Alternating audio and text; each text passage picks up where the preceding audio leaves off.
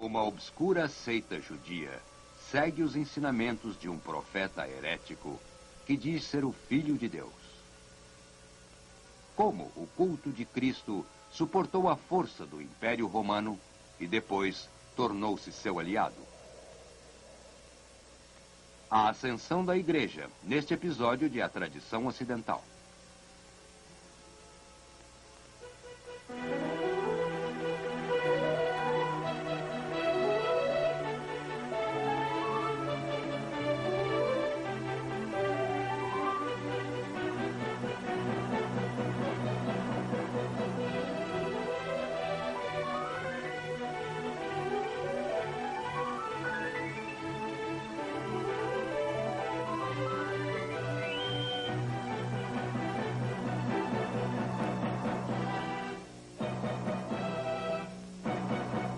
Agora, o professor da Universidade da Califórnia, Eugene Weber, em sua jornada através da história da civilização ocidental.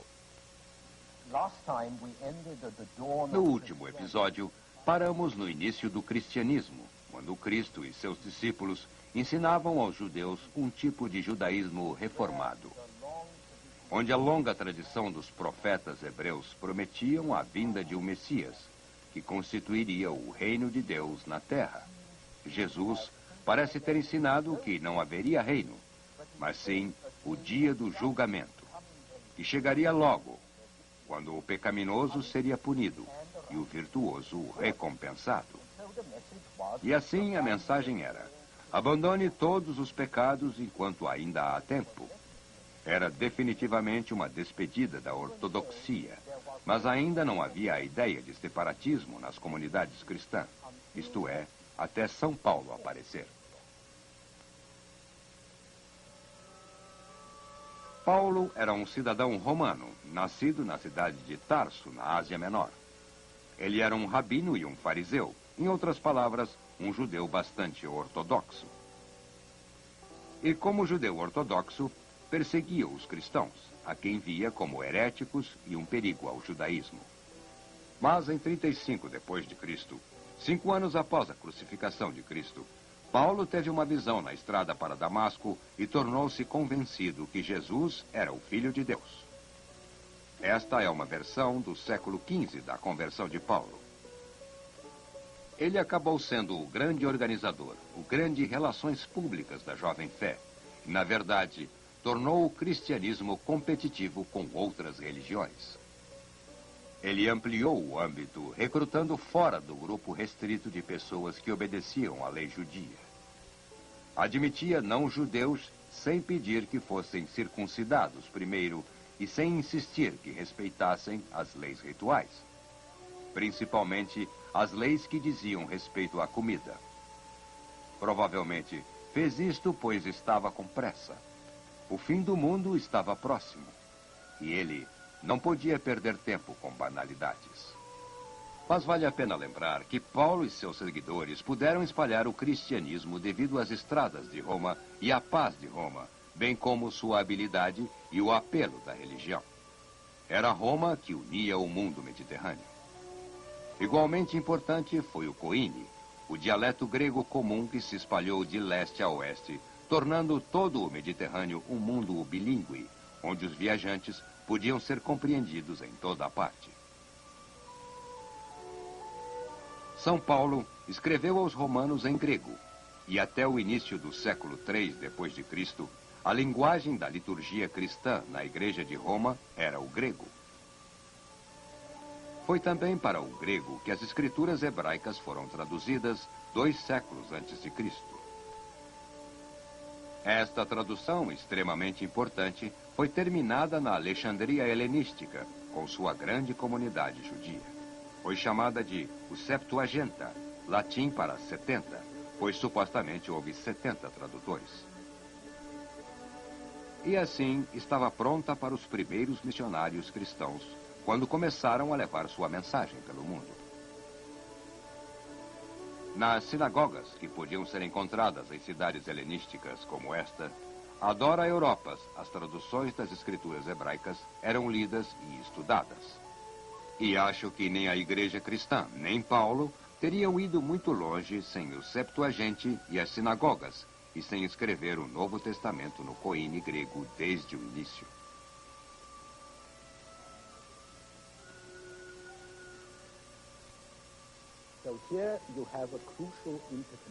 Portanto, há uma conexão crucial de fatores. Primeiro, a conquista do Império Romano, que uniu o mundo mediterrâneo. Segundo, a criação helenística de uma linguagem comum para este mundo. Ambos eram pré-condições para o avanço do cristianismo. Entretanto, com o passar do tempo, os judeus tornaram-se cada vez mais hostis aos cristãos, e os cristãos também tornaram-se mais hostis aos judeus. Para os judeus, os cristãos eram hereges. Aos cristãos, os judeus eram obstinadamente cegos ao que era tão evidente e tão sagrado. E assim, o cristianismo separou-se do judaísmo. Abandonou a trilha relativamente direta do pensamento religioso judeu e, indo para o Oriente, pelas margens do Mediterrâneo, começou a apelar a um novo público e a desenvolver uma teologia própria. Este avanço do cristianismo foi fomentado na segunda metade do século I por uma grande revolta dos judeus contra Roma e uma onda de antissemitismo que varreu o leste na mesma época. Mas o general romano Tito sufocou a revolta e saqueou o templo judeu em Jerusalém em 70 d.C. Esta é a procissão romana com os despojos de Jerusalém. Nessa época, os cristãos ainda eram uma seita judia e foram afetados emocionalmente pela derrota humilhante. Mas então duas coisas aconteceram. Por um lado, muitos cristãos tinham um ódio intrínseco do poder secular. E por outro, como se pode ver por esta moeda com a inscrição Judéia capturada, as comunidades judias estabelecidas e a força da religião judia ortodoxa temporariamente desabaram. Assim, foi fácil para os cristãos se liberarem. A Jerusalém terrena havia sido destruída. E agora a versão ideal poderia ser melhor projetada no paraíso, sem a preocupação de verdadeiras nações ou governos. O resultado de tudo isso pode ser encontrado na sugestão feita por Origen, um professor cristão que viveu na Alexandria no século III. Origen escreveu que cristãos não devem tomar parte no governo dos estados e sua única preocupação deve ser a nação divina, isto é, a igreja. Alguns religiosos foram ainda mais longe, negando o mundo e seu próprio corpo, que na dicotomia entre espírito e carne obteve um distante segundo lugar. Distribuíram suas propriedades, jejuaram, flagelaram-se, e Origen defendia a completa castidade e provavelmente foi castrado. Se a igreja tivesse cedido a Origen, sua história teria terminado ali. Mas, felizmente, São Paulo sugeriu que era melhor casar do que queimar. Ainda assim, as ideias não mundanas, antisseculares de Origen, continuaram influentes. E enquanto o Império Romano se desintegrava, os religiosos observavam com um certo desinteresse. Exercitavam seus talentos em controvérsias teológicas e na difusão de comunidades monásticas, como esta na Grécia, desligadas do mundo pecaminoso, onde cristãos podiam concentrar-se na salvação pessoal e passar a vida em contemplação e penitência. Pode ser discutido, e o foi na época, que esta atitude tinha um pouco de birra, uma fuga do mundo, quando o mundo parecia difícil de suportar, negando valores terrenos para assegurar-se contra as perdas. Também pode ser discutido que quando se nega certos valores, pelo menos por implicação, há a afirmação de valores alternativos. Mas para muitas pessoas na época, mesmo este aspecto positivo era muito parecido com algo negativo. E para entender isto, temos que imaginar como eram vistos estes primeiros cristãos pelos respeitáveis donos de propriedades nos 3 primeiros séculos depois de Cristo. Para começar, muita gente achava que os cristãos eram loucos ou bêbados. A ressurreição de Cristo e a ascensão eram incompatíveis com a ciência natural. E para um pagão intelectual, aceitar a encarnação de Deus na forma humana de Jesus seria como um homem moderno negando a evolução das espécies. Ele teria que abandonar não apenas o conhecimento mais avançado e racional disponível, mas, por implicação, toda a cultura greco-romana que fora marcada por esse conhecimento. Mas a acusação definitiva foi a que um alto sacerdote levou ao governo romano contra São Paulo, quando reclamou: "Este homem é um sujeito nocivo e causador de incitação entre todos os judeus do mundo e um chefe de motim da seita dos nazarenos." E o ponto é este. Estes cristãos são perigosos. Insistem que todos os homens são irmãos, que o mendigo é tão bom quanto o cidadão sólido, que o escravo é igual a seu mestre, em essência, se não em fato, pois isto não impedia que os cristãos tivessem escravos.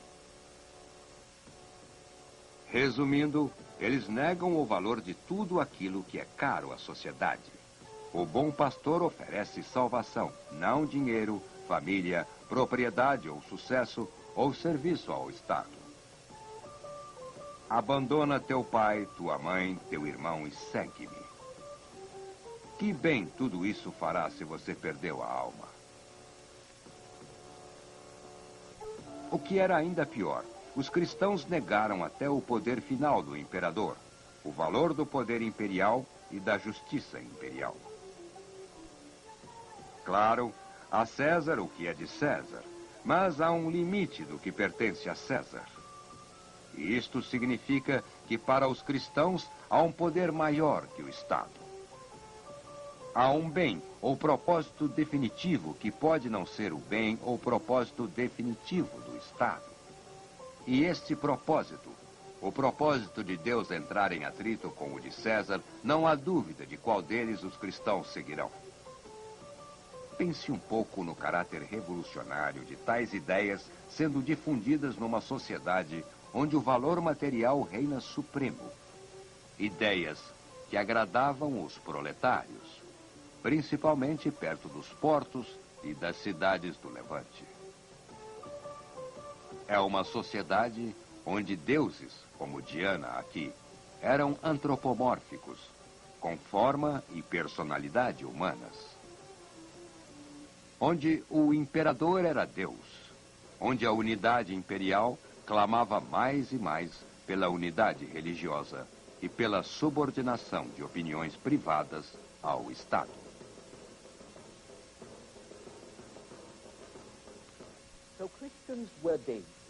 Assim, os cristãos eram perigosos e eram subversivos, pois seu sucesso ameaçava não apenas ao Estado, mas toda a base estabelecida e aceita da vida social e do valor social.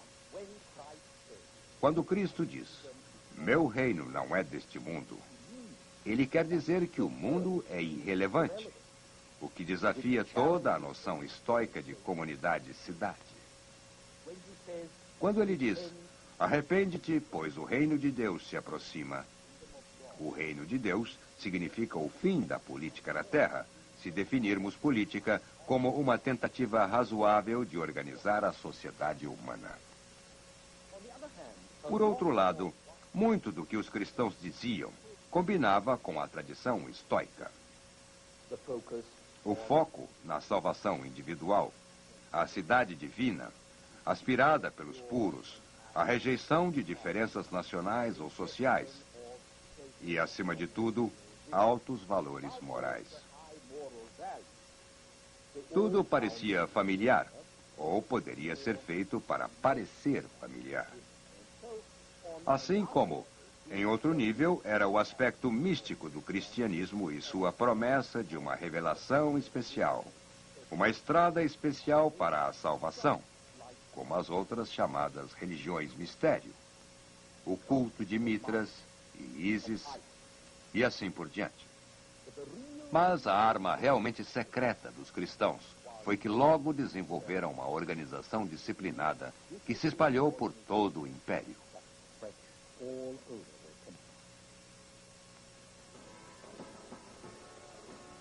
Tudo começou com o fato de que os cristãos tinham um livro, a Bíblia, cheia de potentes promessas e histórias de milagres, que trazia os contos confirmados por pessoas que eram praticamente contemporâneas. Os cristãos, como um grupo prático, realizavam reuniões, leituras e discussões sobre o Evangelho e tiraram vantagem do respeito romano pelas tumbas e organizaram-se legalmente como sociedades de sepultamento. Esta é uma de suas catacumbas, seus túneis de sepultamento subterrâneo. Isto significa que, mesmo quando as autoridades perseguiam os cristãos, geralmente respeitavam as catacumbas, pelo menos até o século III, quando os cristãos já estavam bem organizados. Havia também o fato de que, embora o cristianismo fosse tão misterioso quanto qualquer outro culto mistério, era bem mais barato de se afiliar. A iniciação de um adorador no Mitras pedia um touro. Iniciação para o culto de Ísis pedia uma série de presentes e sacrifícios. Mas, se você quisesse adorar a Cristo, não havia despesas iniciais. E a maioria das reuniões da igreja eram como piqueniques da escola dominical. Era agradável e era econômico. Mas se você quisesse, e provavelmente iria querer, poderia doar óbolos à igreja. No século III, a igreja estava rica. Doação de óbolos era uma transferência criteriosa de capital deste mundo para o outro, um tipo de seguro contra incêndio. Estas contribuições e legados acumularam nas mãos dos bispos e foram devotadas quase que exclusivamente à caridade, e não apenas à cristã. É possível imaginar a alavanca de poder que esta caridade cristã era, enquanto a organização romana desintegrava. Conforme a miséria aumentava e as grandes cidades enchiam-se de pobres famintos e os homens eram expulsos do trabalho ou de suas terras pelos bárbaros ou nobres ou coletores de impostos. E os bispos cristãos que controlavam os óbolos eram os únicos homens honestos que havia. Os únicos homens honestos poderosos que havia. Os governadores das províncias e os outros magistrados eram fantoches de sangue azul, designados por 1 ou 2 anos para agir como figuras de proa de um serviço mal pago e, portanto, corrupto. Assim, no século III, o bispo surge como uma figura permanente de sua cidade, dedicado a seu trabalho, a seu rebanho e responsável apenas a Deus.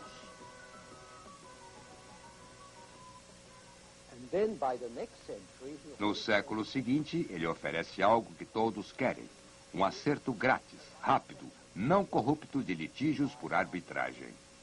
E isto é procurado por pagãos e hereges, assim como cristãos.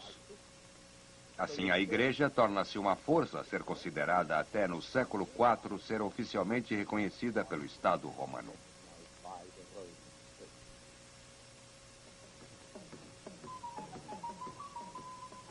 Isto aconteceu após mais uma guerra civil entre os rivais ao trono do Império ter terminado com a vitória de Constantino.